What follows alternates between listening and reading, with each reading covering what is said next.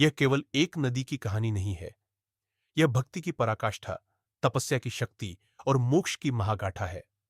बहुत समय पहले, जब धरती पर धर्म का तेज था और सूर्य वंश का झंडा ऊंचा लहरा रहा था, इक्ष्वाकु वंश के पराक्रमी राजा सगर ने एक अश्वमेध यज्ञ की घोषणा की।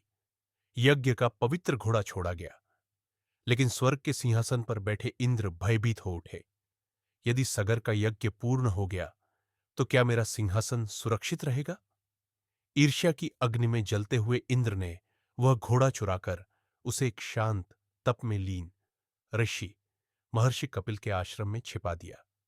राजा सगर के 60,000 पुत्र घोड़े की खोज में निकल पड़े। उन्होंने धरती की गहराइयों को खोदा, पर्वतों को पार किया और अंततः घोड़े को ऋषि के पास पाया। लेकिन अज्ञान अंधा होता है। तपस्वी हो या चोर, घोड़ा हमें चाहिए।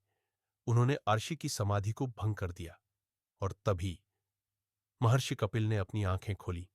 सारी सृष्टि थम गई। सिर्फ एक दृष्टि और 60,000 राजपुत्र भस्म हो गए। धरती पर सिर्फ राख बची थी और एक अनुत्तरित प्रश्न, क्या इन आत्माओं को कभी मोक्ष मिलेगा? पीढ़ियां बीत गईं, लेकिन फिर जन्म हुआ एक दिव्य आत्मा का, राजा भागीरथ।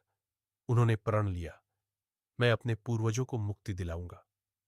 वर्षों तक निराहार एक टांग पर खड़े रहकर उन्होंने ब्रह्मा को प्रसन्न किया।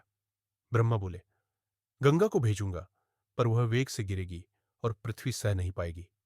अब भागीरथ ने शिव की तपस्या की।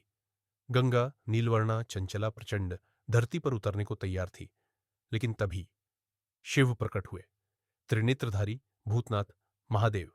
उन्होंने गंगा को अपनी जटाओं में समेट लिया और फिर धीरे धीरे उन्होंने गंगा को छोड़ दिया, एक सौम्य, शुद्ध, पवित्र धारा बनकर। गंगा भागीरथ के पीछे बहती हुई उन राखों तक पहुंची और फिर चमत्कार हुआ। आत्माएं मुक्त हो गई। सारी सृष्टि गूंज उठी, हर हर गंगे। गंगा केवल जल नहीं है, वह ईश्वर की कृपा है, तप का फल है और प्रेम की पराकाष्ठा। वह बताती है कि सच्ची भक्ति, सच्ची तपस्या कभी व्यर्थ नहीं जाती। और आज भी हर बार जब गंगा की लहरें बहती हैं, तो वो भागीरथ की भक्ति, शिव की करुणा और मुक्ति की वो दिव्य कथा सुनाती है। जय भागीरथ, जय गंगे।